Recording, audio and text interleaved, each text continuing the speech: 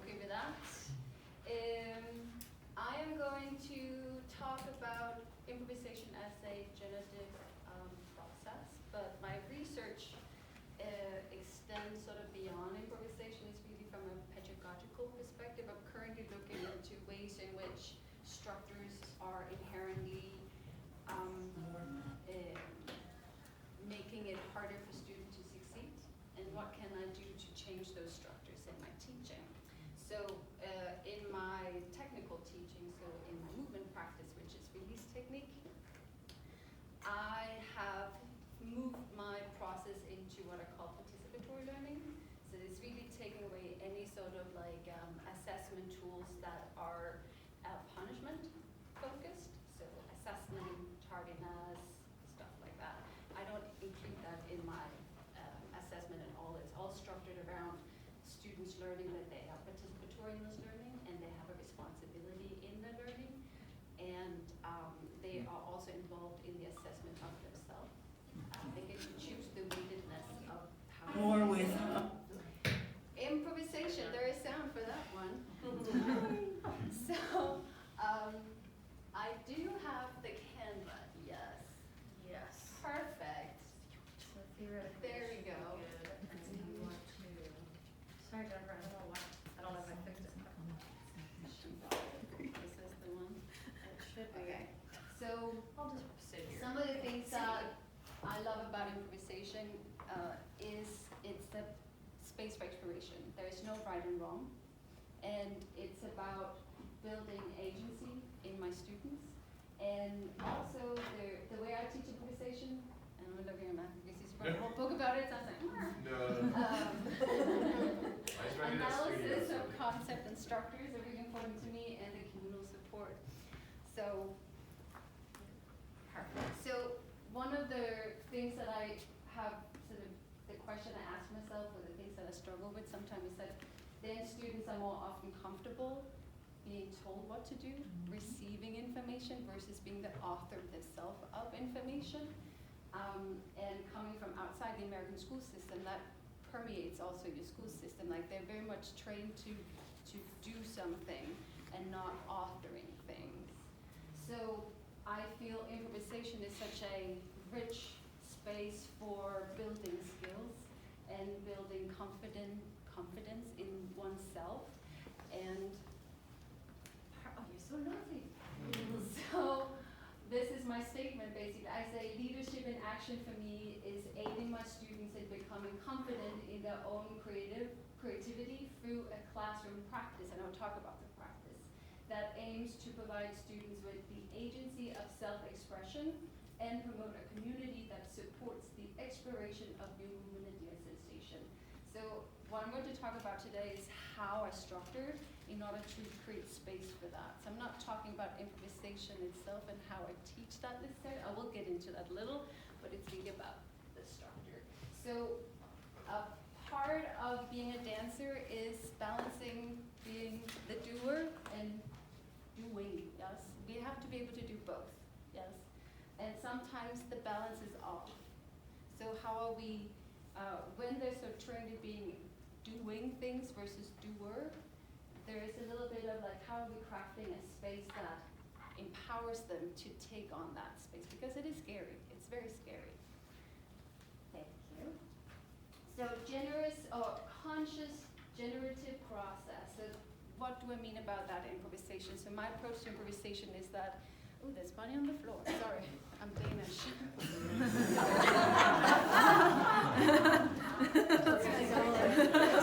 Greenland, don't take my neck. Let's not go in there. Okay, so when I talk about generative or consciousness in improvisation, is that it's not improvisation for me. It's not for them to do the trick or for just letting things go.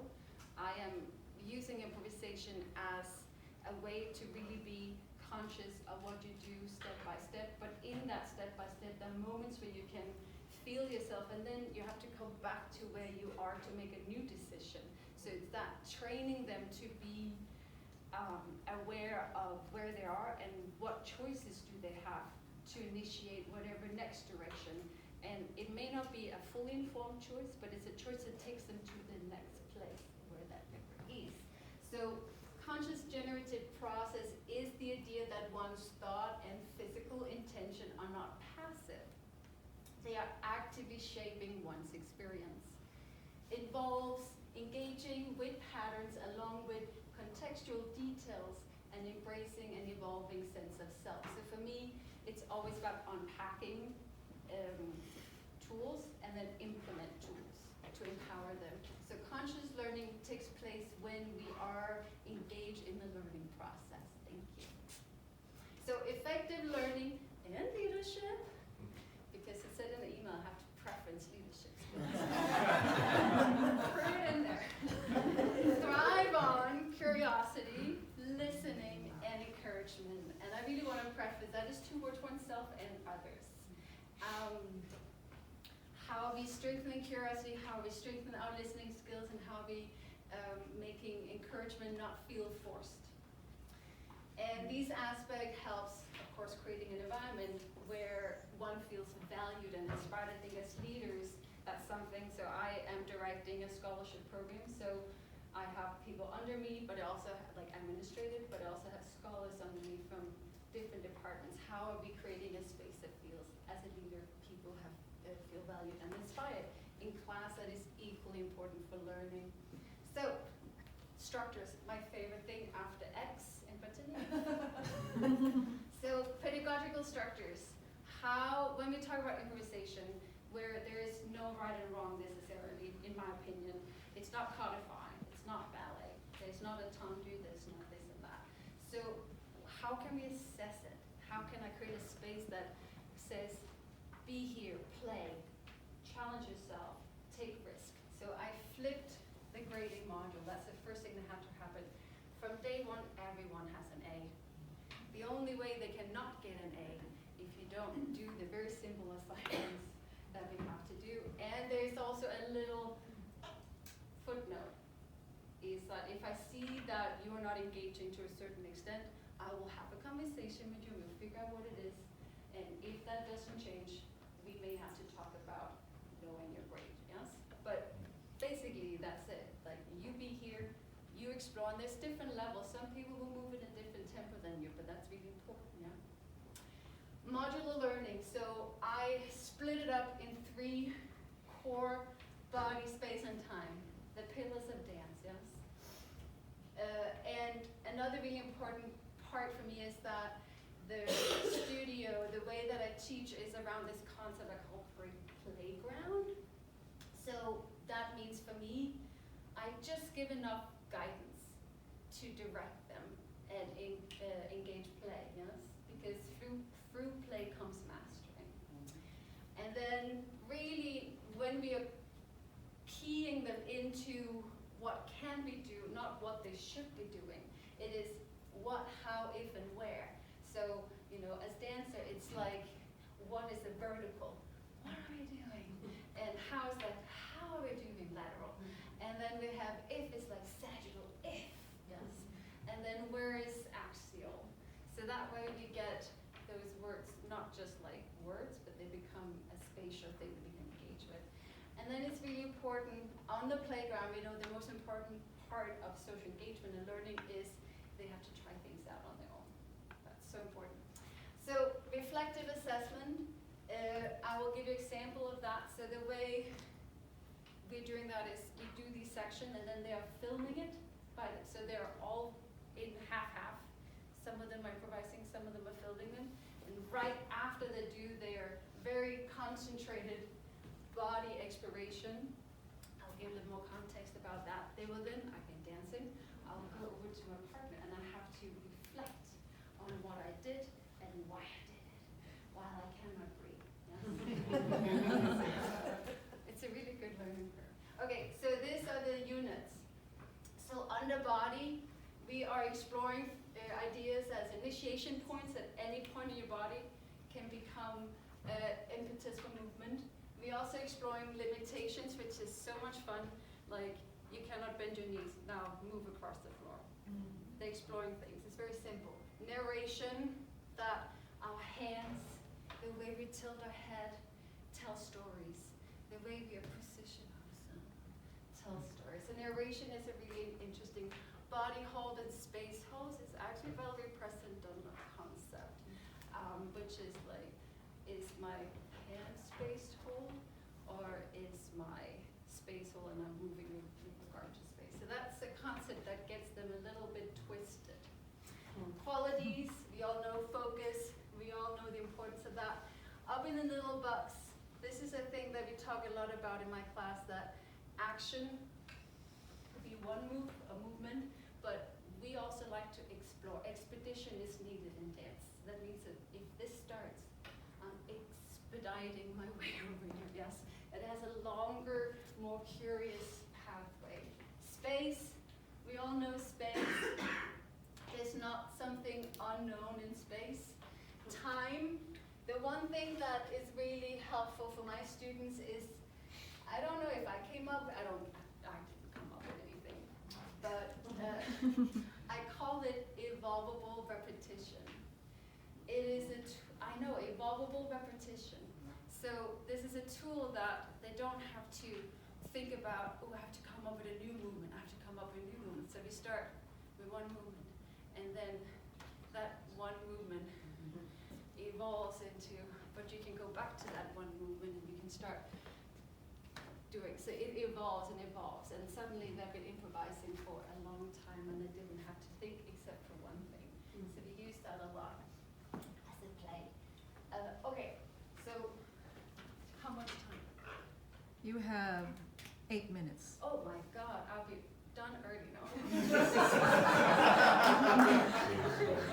I'm giving some back time. No.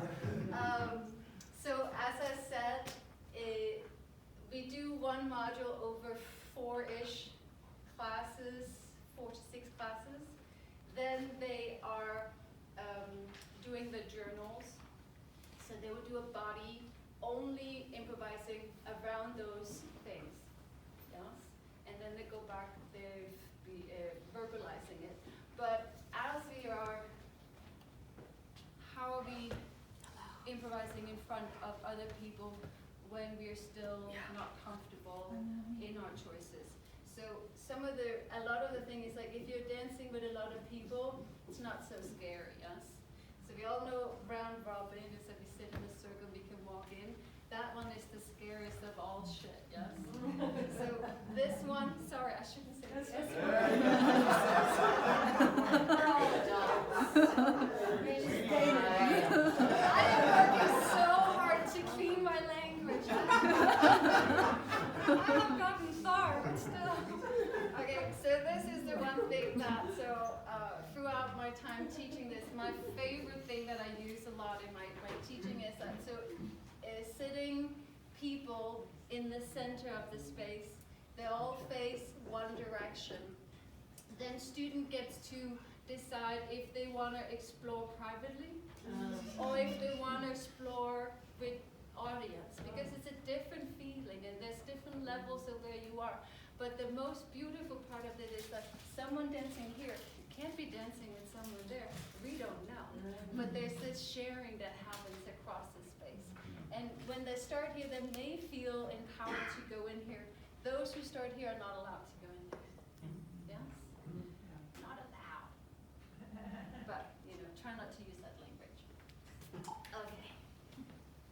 So I have 3 examples of students reflecting right after a improvisation. Can we see if it works from the slide or from here? It's not in the slide. It's not. No. This one? Yes. It's in play. Today I'm using Upwork to hire a WordPress developer. I'm going to try using Upwork. It's really good for just writing a couple sentences and then create the rest of the job description. Welcome to this 20-minute trauma-informed hip opening. That's not it. There it is.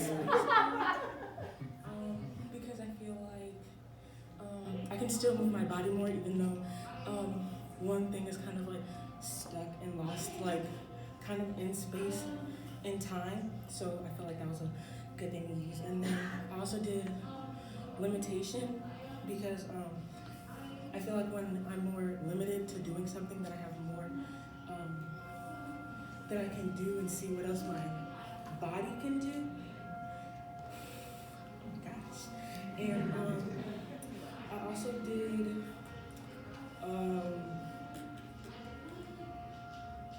I tried to do I don't remember. Body. I tried to do I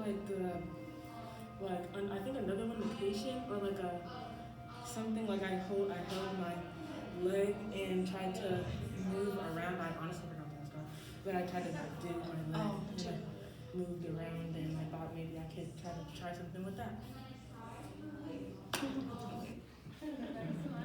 So the reason why these journal works well is because it's a one-on-one.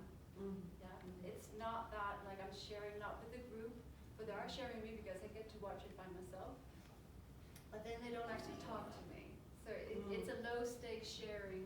Oh, can you scroll all the way? Oh, little back. There. Catch your breath. Alright, so first I did initiation points, and I think I started with my left hand.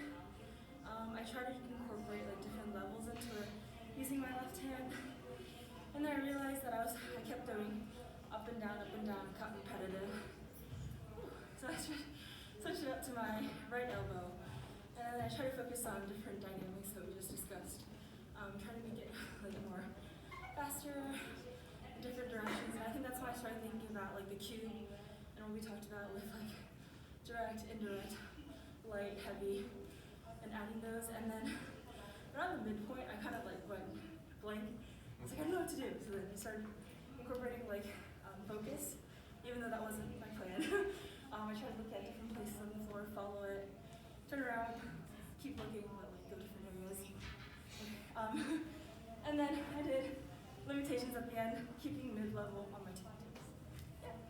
So she has a little sticker, which is another tool we use in class, that they can write a score down from within that section. So when they are like, oh yeah, that is true, or they have it stuck somewhere. My favorite part is when the sticker falls off and you just see the faces. But it's a good lesson. Okay, that one is also a little further in. Oh, perfect. There we go. Duration and how long I would do movements. I remember, I think it was something I was going like this, and I realized as I was doing it, repeating certain movements or letting it extend until the end is a really good segue into other movements.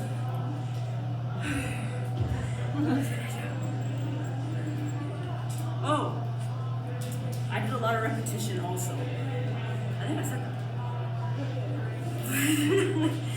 Oh, and I focused a lot on beats and sounds because I know that and how long I would keep them, because I know before I would cut them off early, but seeing how creating a beat can invite others to join you.